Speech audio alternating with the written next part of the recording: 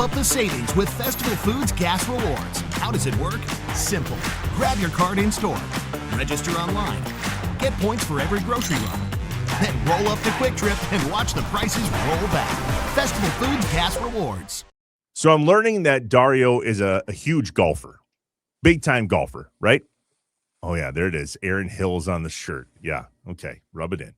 Missed. What am I going to say? Oh, inside Wisconsin on the shirt. All right. A little, you Muni player. Munis. What a loser. I was unaware of how awesome what I would call virtual golf is. So when Dario and I first decided that we were going to do this together, I came down to Mequon and we went to this spot called X Golf, which, by the way, pause, killer spot. Oh, awesome. Amazing bar. All the Miller Lights I could have possibly wanted in a safe way, which helped my golf game, but I digress. But there was something to golfing at X Golf with you that actually felt like golf because it was A, legendary, those screens and the accuracy legendary, and B, Miller Lite at my fingertips. Everywhere. Bottles, taps, whatever you want, it's there for you. What got you so heavy other than winter, because that's real? What got you so heavy into the X Golf side of your life? Becoming a Wisconsinite. Golf is huge here. We have 10 top 100 courses that all have Miller Lite flowing everywhere, which is awesome. But you can only play 6 months out of the year. So I always get into a really, really nice groove, like the end of July into August. I'm like hitting my stride, and then season is over. So I found X Golf, and the owners, Luke and Sean, are amazing. They have a bunch of locations around the state, I think 4 altogether. And again, as you mentioned, huge bars. Like, it's not just like you go there and the simulators are great, but huge bars with everything you can think of. Miller on tap, Miller Lite in the bottle. It's just bucket specials. So much fun. And it's just sometimes like I just want to get out of the house. And then sometimes I don't want to get out of the house. And I'm like, you know what? Let's just do both. I can go to my second home that has Miller Lite available easily and go to X Golf and play some golf too. It's the best of every world combined. On the course, when I order a Miller Lite, I usually call it swing oil. Oh yeah, swing juice. It works the same at X Golf. Yeah, for sure. You had a nice little rhythm going. Yeah, well, it worked out. Once I was not afraid anymore to hit the ceiling with my driver, I decided that it was going to be okay. I worry. I mean, tall guy problems, they're real, man. You're not a small person. The first time I met you, I was like, hey, Sasquatch, relax. Yep, large mammal. Mm-hmm. You haven't seen the best of Sasquatch yet, though. You feed me a bunch of Miller Lights on a golf course and a real, like. I cannot wait. Unleash the beast. Unleash the beast. Unleash the beast. Legendary moments start with Miller Lite. Great taste, 96 calories. Go to MillerLite.com/inside Wisconsin to find options near you, or you can pick up some Miller Lite pretty much anywhere they sell beer. It's Miller time. Celebrate responsibly. Miller Brewing Company, Milwaukee, Wisconsin. 96 calories and 3.2 carbs per 12 ounces. How many strokes do I get if we go golfing? What's your I'm handicap? not that good. My handicap says it's a 6. Like, I don't believe it's a 6. I feel like I'm more like a golf, right? Yeah, I mean, you weren't bad. You saw me golf. I think I was like even. If we're going to golf 18, I would expect a stroke per hole. 18 strokes? Oh my gosh. You must be drinking the Miller Lite already. If you think I'm giving you 18 strokes. We want you to do a whole lot more than just save money. We want your money to grow, just like your dreams. We want you to achieve financial well-being and the feelings that go along with that. Capital Credit Union, doing the right thing. Shut up and sit down. What's up, Wisconsin? Welcome back to the Inside Wisconsin podcast here on YouTube and wherever you listen to podcasts. Trevor Thomas, Dario Melendez, good to see you. Man, loving it. Do you have a nickname? They call me, like, my family calls me Dar. That's about it. Dar. Yeah, because, the EO is hard. What's up, Dar? EO. Dario. So this show is all about Wisconsin. It's people in sports, culture, entertainment, and business. And clearly you and I are both involved at a high level, if we do say so ourselves, in the sports industry here in Wisconsin. Today, not much sports, and it's so freaking awesome. Yeah, no, today's awesome. Merrick. All right, so before we talk to Jane Kaczmarek, which spoiler, we talked to her already, and you're about to hear the conversation. I did not know that you do some sort of Emmy show on Channel 12. Oscars. So we have the okay. we have the Oscars. Look, I'm a huge I'm a huge dork to begin with, like Disney, Marvel, Star Wars, sports. But I love movies. My grandmother, when I was growing up, was the manager of a movie theater, and my mother worked 2 jobs. So after kindergarten or whatever, she just dropped me off at the movie theater, and I just watched movies for hours. So it's kind of turned into like a little passion of mine. So usually on Oscar night, I'll host a pregame show for our station. Yep. And that's right up your alley because you've done all that stuff for years. And again, I've watched, and look, I mean, if for being honest, Oscar movies aren't the most entertaining. I love a movie where you kind of just sit back and let your mind fart, where you don't have to like think too much, right? You just have some fun. You go with the flow. But I get why these directors and these actors love these Oscar caliber movies, because it makes them really stress and stretch out what they can do at their craft. Sure. Like Emma Stone, the past couple of years, but especially this year in Begonia, her and this director have just found like a real interesting niche. And they're weird movies, but they're so good and they're so different. It's cool. So yeah. Yep, I'm an Austin Powers, American Pie type of movie watcher. Yeah, 100%. And there's nothing wrong with that. I wish those movies won more, but like that's not what the Academy looks for. The Academy's like not looking for, hey man, you had fun because they farted and made a play with yourself joke. Yeah, exactly. When I was in high school, 16 years old, I was working at the movie theater in Johnson Creek. And at that exact same time, Austin Powers came out, as did the first American Pie.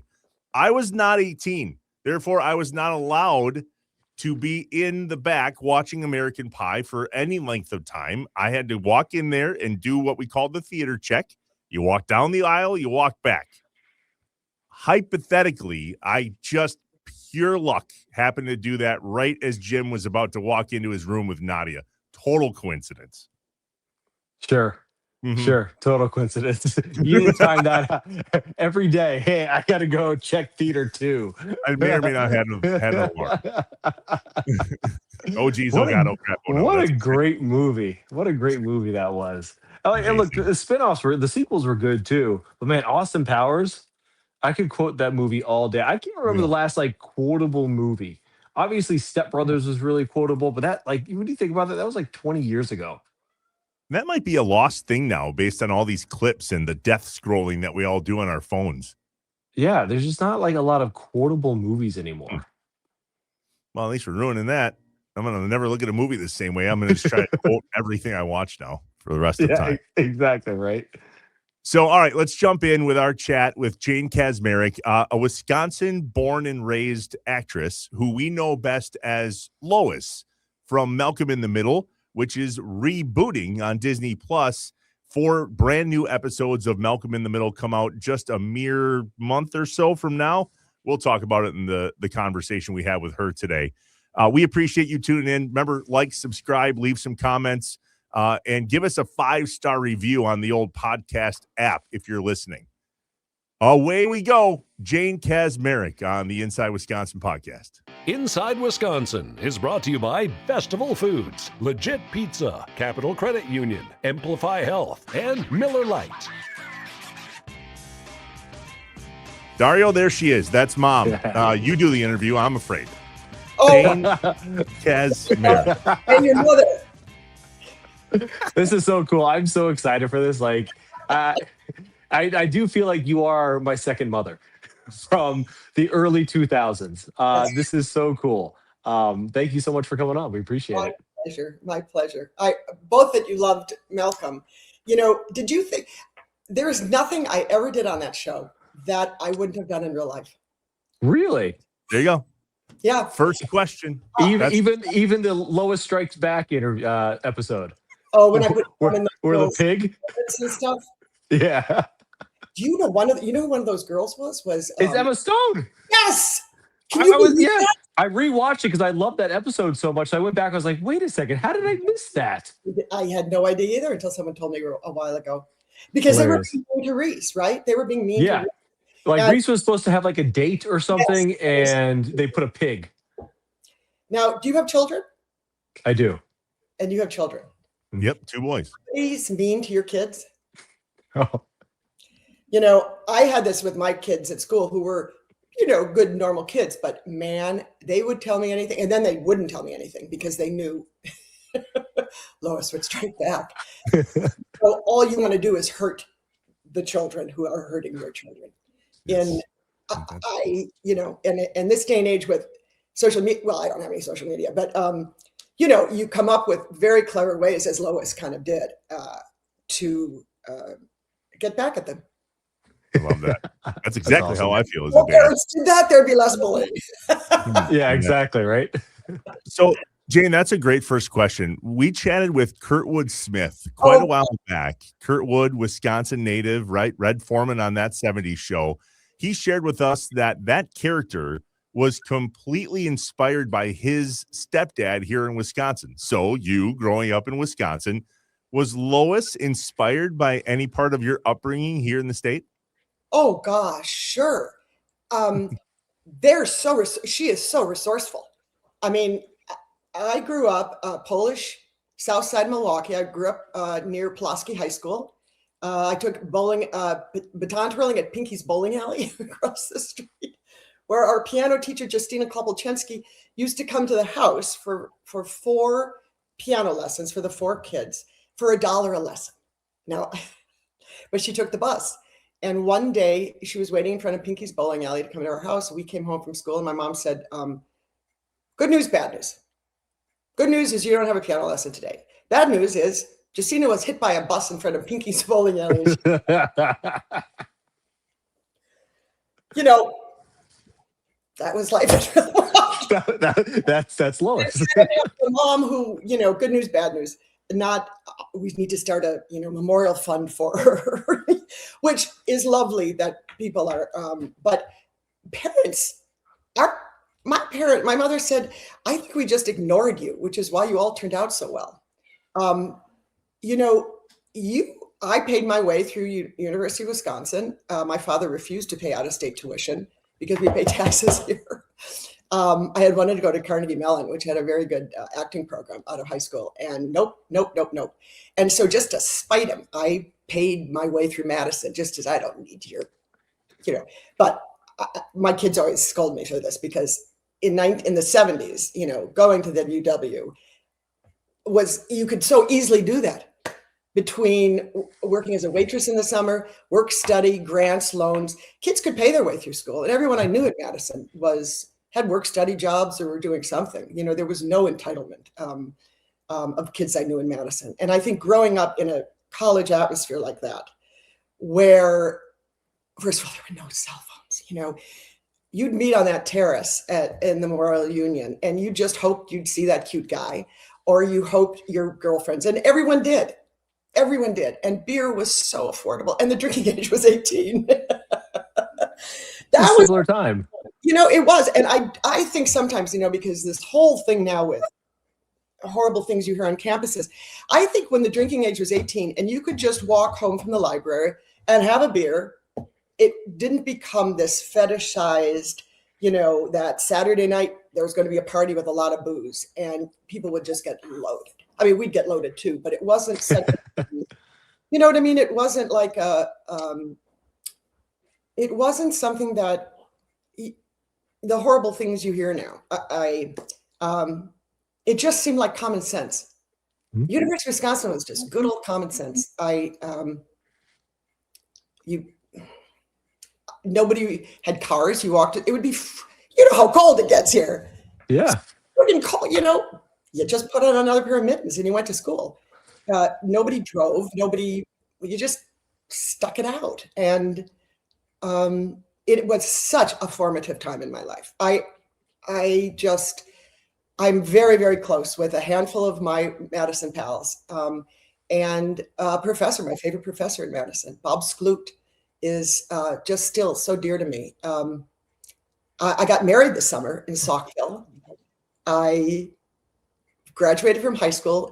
We moved from Southside to Greendale. And I had a sweetheart in high school named Rusty Long, who I was just crazy about. He was this very cool tennis player. And I always thought, I liked him so much more than he liked me. We'd go out on dates, and then I'd come home and listen to Linda Ronstadt songs and weep. That's awesome. He was never going to like me the way I liked him. And he went off to college, and I went off to college, and we each got married and had children. And I went back to my 50th high school reunion in 2024.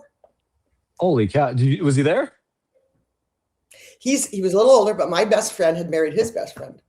And she said, would you like to see Rusty? And I said, I would love to see Rusty.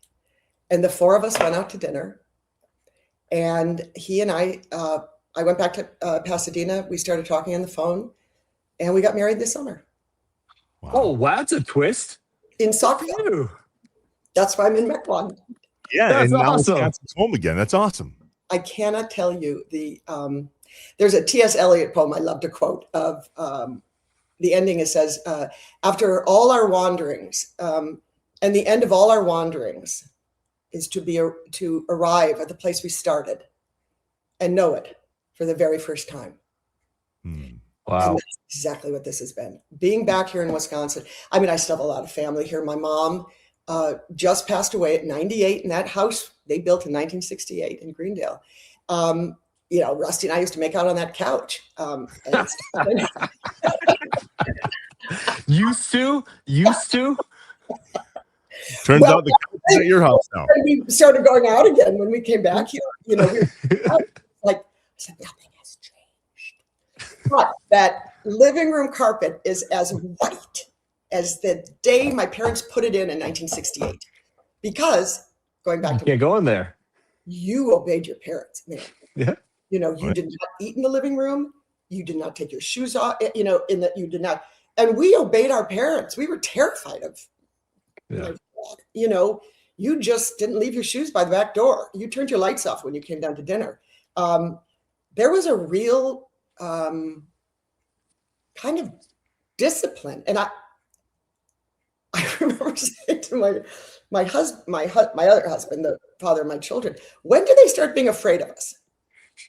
He looked at me like, I don't want my children to ever be afraid of me. And I thought, I do. Like today. Like right now. If they say something, I want them to do it. I don't want to hear. Yeah. So all of that really, really has influenced me as Lois. I think what makes that show so wonderful and timeless is that those boys, because Lois is such a eagle eye, she's like my father, who didn't turn the lights off before they came to dinner. She's such an eagle eye that those kids have to be really good at getting away with stuff. Yeah. Because they know she's tracking everything they're doing. I feel like that charity episode was like that. Which one was it? The charity episode where like they went and stole stuff, and then like they thought they were getting away with it. It's those writers. Yeah. How they came up with this was, and it was never sexual. It was never inappropriate. It was never, it was just like timeless, naughty children, and a tough mom who also really loved the heck out of them. It always made me crazy too when they would talk about it being a dysfunctional family, because I said, we have dinner together every night. Mm-hmm. Those kids don't get away with anything. We don't have a lot of money, but we make ends meet. We were about as highly functional a family as you can get. That's true. We weren't passive aggressive. We were aggressive. At least Lois was. You always knew where you stood with Lois. There was no, Jane, how did that role come about? Because I don't remember you before Malcolm in the Middle being like a comedic actress. After University of Wisconsin, I went to Yale Drama School, and that was just a dream. That was just an incredible dream. They took 8 boys and 6 girls for the class, and Meryl Streep had just graduated a few years before. So I did 30 plays in 3 years, and just thought I was, they say, classically trained. In fact, I took Norwegian at the University of Wisconsin because I wanted to be able to do the plays of Henrik Ibsen, the great Norwegian playwright. Doll's House, Hedda Gabler. I wanted to be able to do those plays without translation. I wanted to be able to read and understand Norwegian because I was going to be a great classical actress. And then I made a killing on a sitcom on Fox. But I got out of school, and one of the first things I did was this movie called Falling in Love with Robert De Niro and Meryl Streep. I was De Niro's wife, and he leaves me for Meryl Streep. And after that, I was really considered this serious actress for working with those guys, and because it wasn't a funny movie, and had a very hard time being seen, auditioned for comedies. Then I did a Neil Simon play on Broadway called Lost in Yonkers. And casting directors thought, oh, look at this. Hey, she's doing Neil Simon. I guess she can be funny. And I started getting auditions for comedies.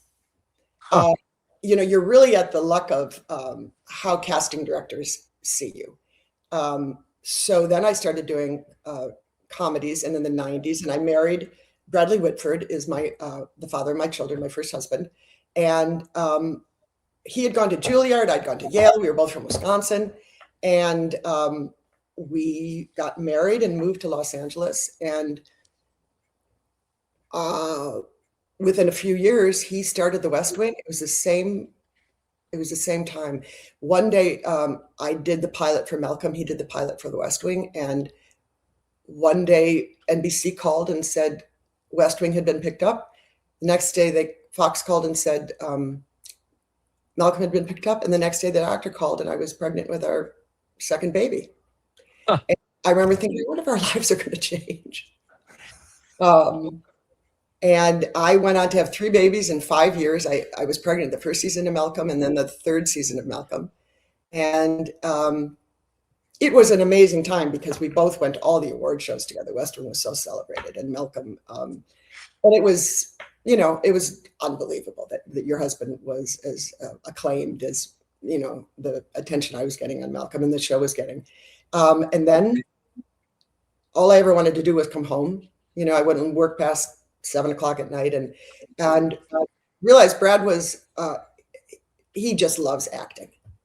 He just loves show business in Hollywood. And we divorced after a while. And if you look at, he just works constantly. Bradley Whitford is working constantly. He's a very, very good actor. I just like to stay home. That's awesome. So I raised 3 kids and became a real big part of the Pasadena community. I'm on the board of the Conservatory for Music. I love classical music, and I love, from a music class I took at Madison, an appreciation of music. That just blew my head off. I'm on the board of the Pasadena Playhouse, and I work with the public schools, the children in drama school classes in the public schools in Pasadena. Oh, awesome. I have my 3 kids and have had the most wonderful, wonderful life there. And then I went to my high school reunion and saw good old Rusty again. And now I'm in Wisconsin. So do you notice that when you lived out in California that we from Wisconsin go to faraway places and look for familiar faces? Anybody from Wisconsin here? Yeah, cool. Let's all hang out over here. Did you notice that in Hollywood too, as you were getting established, and obviously with Bradley, that you attracted other people from Wisconsin into your circle? Well, I have to tell you, we were doing an episode of Malcolm, and it was something in a gym, and the moms were doing something else, and the men it was extras playing, all these couples. And the men in this episode in the gym were playing shuffleboard with babies. They had their babies in their diapers, and they would take them and they would slide the babies to see how far. And someone said, "Hey, he's from Wisconsin." And I said, Ernie von Schledorn, Main Street in Menominee Falls. What do you know? Yep. Let's buy a car. And we sang that together and laughed so hard. And people thought, who are these people? Yep. Wisconsinites. It's such a bond. Statriots. We call that statriotism, a zealous patriotism for one's home state. Wisconsin statriotism. That is a great, great phrase. There's something about the Midwest, too. I have to say that I'm very proud of being from Wisconsin and the Midwest, because it's kind of known within the circles of people hiring assistants, people hiring anybody. Midwesterners are sought after. And I think of Wisconsin this way. They work really hard. Yeah. They're not entitled. They don't take anything for granted. They have great imaginations, and they're fun to be around. I mean, I can't tell you how often that is just really what the kind of the zeitgeist is, that when people say, my assistant's from Wisconsin, or we just hired this person, it's that should be on our state flag or something. Yeah. Because it's really, and I think it's really true. As I said, going back to college, everybody had a job. Everybody was, nobody was floating through on parents' money or being entitled. And that serves you really well as you go through life. Yeah, I mean, if we could just kind of get rid of the Bear fans in the Midwest, we'd be perfect. No entitlement, good work ethic. Anyways, getting back to Malcolm, favorite episode that you ever did. I know, if you go on the internet, there are lists of top 15, top 50 Malcolm episodes. I know mine is your birthday episode where they beat up the clowns. Oh yeah, 100%. That's number one by far. I know. That is this, because I give them money to buy me something for my birthday or something. Mm-hmm. They're all selfish. Yeah. So I go to the batting cage, right? It's interesting. They had hired a stunt woman who could hit a ball, and they turned that thing down so slow, the pitching machine, right? And I said, let me try if I can hit it. I hit it more frequently than she did. But I was saying to everybody, it's like, what is baseball? They're not athletes. What do? You hit, we finished that episode. And they said, take as many Advil as you can when you go home. Yeah. Oh my God, is that hard to hit? I hit it, but oh my God, I ached for days. Yep. Keep that elbow up. But I love that episode because they come back and then they beat up the clowns to show me how much they care about me. So that was then. Tell us about the reboot. Malcolm is back. Malcolm is back. We're doing, it was, 25 years since we finished. We finished in 2006. No, that's more. I can't. 20 years ago. 20 years ago. Thank you. But we started in 1999. So that was 25. So Disney Plus said, let's bring those guys back. Also, Bryan Cranston, who's gone on to be, Breaking Bad was the greatest show ever. But by the way, can I say the end scene of Breaking Bad, where you two wake up next to each other, was one of the favorite twists ever. It's like, oh, this was just a dream. That was Brian's idea. That was great. It was great. And you kind of think it's playing, but then the camera pans over and there's his hat. Yeah. Hat on the chair, and you think, oh my God. It's very Inception. Yes. So, and Brian goes off to do Breaking Bad right afterwards. And he said, I got this show. And I said, tell me. Well, it's about a high school chemistry teacher who has cancer. And I said, Brian, this sounds terrible. No, wait. And he's got a kid with cerebral palsy. I said, Brian, this sounds terrible. And his wife is pregnant. They can't meet. That means Brian, he goes, wait, there's more. And he starts making crystal meth with this. And I thought, oh, this is genius. That show, I Brian works. He loves working.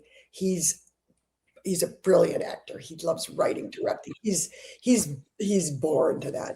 He could be an honorary Wisconsinite. He grew up in Canoga Park in the Valley. His brothers and sisters would kind of collect cans in the neighborhood to kind of make ends meet. He went to junior college, to be a policeman, took an acting class and was like, oh, I really like this. And then he did. I go to Yale. I have this agent. Brian went around to casting offices, casting directors, putting his picture under doors, which is the way people used to start from the bottom. The fact that some casting director went, oh, let's call this guy in. And he worked on soap operas and he worked on things. He did the Seinfeld right? dentist. Yeah. What did it was Vince Gilligan, who directed X-Files, right? Did this episode where Brian had a part in the X-Files. And it wasn't a big part, I guess, but Vince Gilligan remembered when Brian also said he was doing something else and almost didn't do this X-File episode, but he did. And Vince Gilligan remembered this guy. I love this guy. I love this guy. This guy. Malcolm happens all those years. Breaking Bad comes, and Vince Gilligan says, I want the father from Malcolm in the Middle to be Walter White. They're like, are you out of your minds? Yeah. He stood by him. He stood by him. He stood by him. Great. And Brian is the most down-to-earth, normal person. He's just, and he was something that really wanted to do these Malcolm reboots. And we thought, you gotta be kidding me, Brian. Brian's in London right now doing an Arthur Miller play at the National Theatre with Eval Van Hope, who's like one of the greatest directors in the world. Brian is at that stratosphere as an actor. Jeez. And he's going to come back to do Malcolm. I want to do Hal again. And I said, you know why you want to do Hal? Because you get to be just so goofy. These other shows, you're like killing people, you're blowing people up. You come back and you get to be Hal and goofy and just beloved. So these episodes, the same writers, same directors, the same game. Oh, cool. I didn't know that. Yeah, because it was awesome to see the entire cast back. Like there was no Dewey's going to be somebody else. And Dewey, this is also an interest. Dewey was, of all those kids, when kids go to, children can only work a certain amount of hours a day. And they have classrooms on the set, individual classrooms. And the school from which they came, it's the curriculum from that school. So Dewey was from Boston, and he was in some Catholic school in Boston, first grade. So the curriculum from that school was what he did during school on the set of Malcolm in the Middle. So each child has their own teacher and their own classroom and curriculum. And during the day, those kids have to get that schoolwork done, or the state will shut you down if their grades go down. It's very regulated. Dewey, of those kids, was academic, smart, fascinated. He just was clearly someone who would enjoy higher education. And after 7 years on Malcolm, he did from the time he was 7 till he was 14, half his life. He went back to Boston, and he had a tough time because he's now back in his school, and he's a huge celebrity. And as we used to Dewey's a little hamster boy. They used to say, yeah. Our Linwood Boomer used to say, whenever we don't know what to do at an end of scene, we don't know where to do, we knew how we can just cut to Dewey. And he was invaluable. But that was it. He never acted again. Frankie never acted again. And when this all came up again, Dewey was just not interested. He didn't want to do this. Offered him so much money. And this is why I love him, that he knows himself well enough. He just didn't want to, he didn't want to go back to that He just didn't want to go back into that world. And he is at one of the top Ivy League universities doing graduate work in Charles Dickens, the Victorian author. Wow. So, but you got to have Dewey in the show. Yeah. They found a young man, tall, in his probably 20s, who is a dead ringer. Really? I was going to say, because when I looked at the poster, I thought it was him. I didn't even look at the actor's name. Oh, man, that's cool. What they did, though, is if you remember, there was a great episode where Dewey he made a piano out of golf clubs and stuff in the garage. What they say in the show is that he is on a worldwide concert tour as a pianist. They describe him as the world's most famous non-Asian pianist. That's awesome.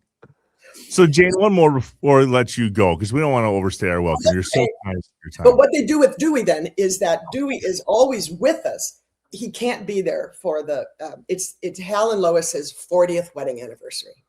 So everybody comes back. The Krellboynes are back. The neighbors everybody who've ever seen on that show mostly is at our 40th wedding anniversary. And that's the premise of these 4 episodes. And Dewey is with us via a laptop from Switzerland, from wherever he's concertizing. Yeah. So they have that guy playing Dewey on the laptop, and for all intents and purposes, it looks just like Dewey. That's awesome. Well, let's steer this right back to Wisconsin then as we close up our time with you. So here you are, back in Wisconsin, living your best life, reading books and chilling at home. Yet it all started for you at UW-Madison. So if there's somebody that is engaging with this, whether it's themselves or somebody they know is trying to get into acting, is there any advice? Stay in school as long as you can. I mean, the things that have made me, maybe not on Malcolm, but on everything else I've done. I did Long Day's Journey. I have been Alfred Molina. Do you know Alfred Molina's wife 5 times and things? And in fact, we have a show coming out. The Duffer Brothers have a new show called The Stranger Things Guy. What's it called? Oh, it's called The Burrows. It's a retirement community with monsters. And it's Alfred Molina, Gina Davis. I love Alfred Molina. Yeah. Octopus, Doc Ock. Yes. We've done Long Day's Journey together. We've done so many classical plays together, Alfred and I. Fred, and I'm his wife in this for the 5th time in this show called The Burrows. It's going to air on Netflix over Memorial Day. The the poetry I've read, the books I've read, the music I love feeds me so much as an actress. Anytime I have to get emotional in something, I have a piece of music that just takes me right there. A poem that I know I can't even that's what I cherish the most about it, because even when I'm not acting, those things are so important to me. But the Milwaukee Rep also, I started taking classes at the Milwaukee Rep when I was in high school. Of course, I had to take the bus because nobody would drive anybody in those days. But there was a woman named Penny Reed, and that Milwaukee Rep was a real exciting idea about doing this. Training in classical theater, don't want to be a celebrity, want to be a storyteller. As an actor, you got to want to act more than be an actor. You got to love telling the stories, because that's what theater is. And know that wherever you do it is worthwhile. I'll tell you, one of my greatest things was there was a theater, a children's theater in Pasadena where my kids have worked, and it was opening weekend of Peter and the Starcatcher. Great, lovely play, and all these kids were in it. The leading teenager got a call back to Juilliard on opening weekend. Children's theaters don't have understudies; they don't have anything. And the director, who I knew because my kids worked at this theater, said, "Would you play Black Stash on opening weekend?" And I said yes. And I went in with this children's theater, rehearsed with them for about a week, memorized as many lines as I could. and did children's theater in a church basement with a bunch of kids was one of the most satisfying acting experiences I've ever had in my life. So cool. So you think you've been on Broadway, you've blah, blah, blah, blah. Acting in that church basement with those kids, up there with one of my top experiences. So for kids who want to go into acting, don't think that it has to end as a celebrity, that it has to end on Hollywood or Broadway. The opportunities to act and tell stories are all around you. First Stage in Milwaukee, what an amazing theater. It's a youth theater in Milwaukee. And American Players Theater in Spring Green, hands down, best theater in America. Best theater in America. I go every summer to see something. There are great opportunities all around. Don't think you have to be a celebrity. Read. It's great community. Be in plays in high school, in choirs in high school. I mean, I sound old-fashioned kind of saying that, but it's what has given me the greatest joy about being an actor. Amazing. Very cool. You're the best, Jane. Thank you so much for your time and letting us tell your story. Well, as you've noticed, I can talk forever. So, well, you can't honestly, talk we enough. Would take you forever, but I don't know that that's in your best interest, or frankly, the people listening, because I'm just going to sit here like this, pretty much. I have to say, coming back to Wisconsin now, these are since I married Rusty in July. Although it was the hottest day of the summer, and we got married in a barn in Saukville, it was so hot. But you know what he did? He hired the University of Wisconsin marching band for the wedding. Oh, that's awesome. That's a big flex. That's awesome. That's great. I mean, what was your favorite song? Then we'll let you go. Well, they played, the greatest one was they played da da da da da da da da da da da da da tequila, right? Hey. But to see them coming up from this barn, all in their red sweaters, singing, doing On Wisconsin. And then, of course, we all sang Varsity and wept. Was Bucky there? Bucky was not there. I think he would have had a heart attack. It was so hot. Oh, yeah. That's funny.